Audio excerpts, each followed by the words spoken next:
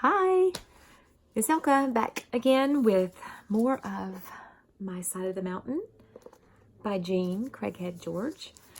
When we last left our little hero, he had just woken up in front of a nice warm fire with a new friend, and he had just had a nice hot meal, and he had written in his journal how to actually get a fire started. So yeah, let's see what he's up to now. The manner in which I find Gribley's farm. The next day I told Bill goodbye, and as I strode, warm and fed, onto the road, he called to me, "I'll see you tonight. The back door will be open if you want a roof over your head." I said okay, but I knew I wouldn't see Bill again. I knew how to make fire, and that was my weapon. With a fire, I could conquer the Catskills. I also knew how to fish and to make a fire. That was all I needed to know, I thought. 3 rides that morning took me to Delhi. Somewhere around here was great-grandfather's beech tree with the name Gribley carved in it. This much I knew from Dad's stories. By 6 o'clock, I still had not found anyone who had even heard of the Gribleys, much less Gribley's Beach, and so I slept on the porch of a schoolhouse and ate chocolate bars for supper. It was cold and hard, but I was so tired I could have slept in a wind tunnel. At dawn, I thought real hard, where would I find out about Gribley Farm? Some old map, I said. Where would I find an old map? The library? Maybe. I'd try and see. The librarian was very helpful. She was sort of young and had brown hair and brown eyes and loved books as much as I did. The library didn't open until 10:30. I got there at 9. After I had lolled and rolled and sat on the steps for 15 or 20 minutes, the door whisked open, and this tall lady asked me to come on in and browse around until opening time. All I said to her was that I wanted to find the old Gribley farm and that the Gribleys hadn't lived on it for maybe 100 years, and she was off. I can still hear her heels click when I think of her, scattering herself around those shelves, finding me old maps, histories of the Catskills, and files of letters and deeds that must have come from attics around Delhi. Miss Turner, that was her name, found it. She found Gribley's farm in an old book of Delaware County. Then she worked out the roads to it and drew me maps and everything. Finally, she said, "What do you want to know for? Some school project?" "Oh, no, Miss Turner. I want to go live there." "But Sam, it's all forest and trees now. The house is probably on the foundation, covered with moss." "That's just what I want. I'm going to trap animals and eat nuts and bulbs and berries and make myself a house.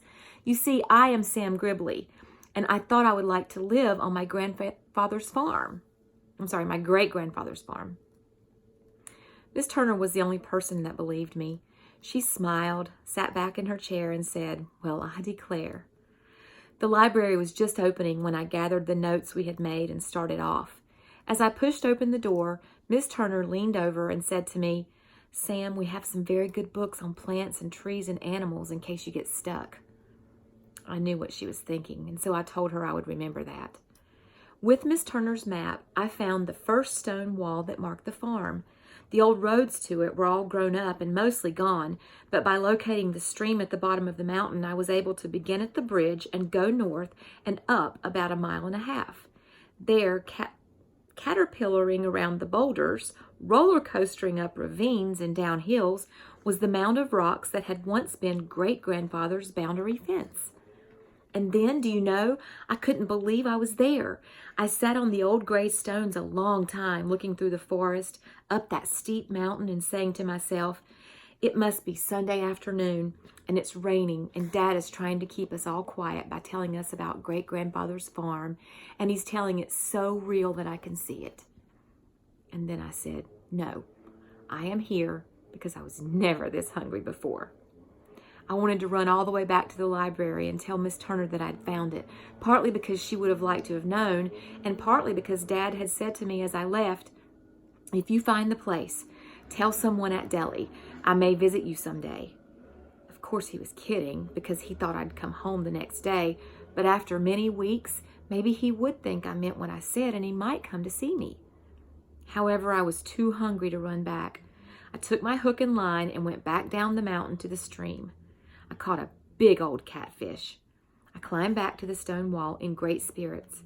It was getting late, and so I didn't try to explore. I went right to work making a fire. I decided that even if I didn't have enough time to cut boughs for a bed, I was going to have cooked fish and a fire to huddle round during those cold night hours. May is not exactly warm in the Catskills. By firelight that night, I wrote this: Dear Bill, that was the old man. After 3 tries, I finally got a handful of dry grass on the glow in the tinder. Grass is even better than pine needles, and tomorrow I'm going to try the outside bark of the river birch. I read somewhere that it has combustible oil in it that the Indians used to start fires. Anyway, I did just what you showed me and had cooked catfish for dinner. It was good. Your friend, Sam. After I wrote that, I remembered I didn't know his last name, and so I stuffed the note in my pocket, made myself a bed of boughs and leaves in the shelter of the stone wall, and fell right to sleep. I must say this now about that first fire. It was magic. Out of dead tinder and grass and sticks came a live, warm light. It cracked and snapped and smoked and filled the woods with brightness. It lighted the trees and made them warm and friendly. It stood tall and bright and held back the night. Oh, this was a different night than the first dark, frightful one. Also, I was stuffed on catfish. I have since learned to cook it more, but never have I enjoyed a meal as much as that one, and never have I felt so independent again. In which I find many useful plants. The following morning, I stood up, stretched, and looked about me. Birds were dripping from the trees, little birds singing and flying and pouring over the limbs. This must be the warbler migration, I said, and I laughed because there were so many birds. I had never seen so many. My big voice rolled through the woods, and their little voices seemed to rise and answer me. They were eating. 3 or 4 in a maple tree near me were darting along the limbs, pecking and snatching at something delicious on the trees. I wondered if there was anything there for a hungry boy. I pulled a limb down, and all I saw were leaves, twigs, and flowers. I ate a flower. It was not very good. One manual I had read said to watch what the birds and animals were eating in order to learn what is edible and non-edible in the forest. If the animal life can eat it, it is safe for humans. The book did suggest that a raccoon had tastes more nearly like ours. Certainly the birds were no example. Then I wondered if they were not eating something I couldn't see. Tiny insects, perhaps. Well, anyway, whatever it was, I decided to fish. I took my line and hook and walked down to the stream. I lay on a log and dangled my line in the bright water. The fish were not biting. That made me hungrier. My stomach pinched. You know, it really does hurt to be terribly hungry. A stream is supposed to be full of food. It is the easiest place to get a lot of food in a hurry. I needed something in a hurry, but what? I looked through the clear water and saw the tracks of mussels in the mud. And when he says mussels, he means like freshwater clams and things like that, not like... I ran along the log back to shore, took off my clothes, and plunged into that icy water. I collected almost a peck of mussels in very little time at all and began tying them in my sweater to carry them back to camp. But I don't have to carry them anywhere, I said to myself. I have my fire in my pocket. I don't need a table. I could sit right here by the stream and eat. And so I did. I wrapped the mussels in leaves and sort of steamed them in the coals. They are not quite as good as clams, a little stronger, I would say, but by the time I had eaten 3, I had forgotten what clams tasted like and knew only how delicious freshwater mussels were. I actually got full. I wandered back to great-grandfather's farm and began to explore. Most of the acreage was maple and beech, some pines, dogwoods, ash, and here and there a glorious hickory. I made a sketch of the farm on my road map and put X's where the hickories were. They were gold trees to me. I would have hickory nuts in the fall. I could also make salt from hickory limbs. I cut off one and chopped it into bits and scraps. I stuck them in my sweater. The land was up and down, and I wondered how great-grandfather ever cut it and plowed it. There was one stream running through it, which I was glad to see, for it meant I did not have to go all the way down the mountain to the big creek for fish and water. Around noon, I came upon what I was sure was the old foundation of the house. Miss Turner was right. It was ruins. A few stones in a square, a slight depression for the basement, and trees growing right up through what had once been the living room. I wandered around to see what was left of the Gribley home. After a few looks, I saw an apple tree. I rushed up to it, hoping to find an old apple. No apples beneath it. About 40 feet away, however, I found a dried one in the crotch of a tree, stuck there by a squirrel and forgotten. I ate it. It was pretty bad, but nourishing. I hoped. There was another apple tree and 3 walnuts. I scribbled X's. These were wonderful finds. I poked around the foundations, hoping to uncover some old iron implements that I could use. I found nothing.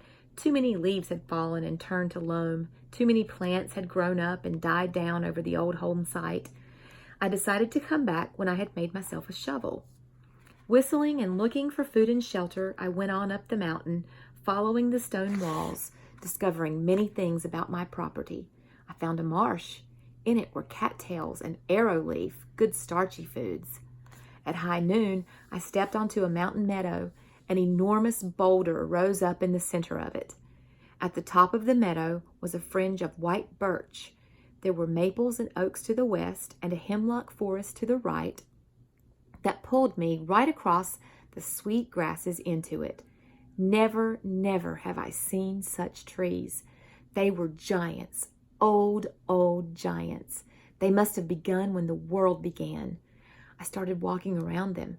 I couldn't hear myself step, so dense and damp were the needles.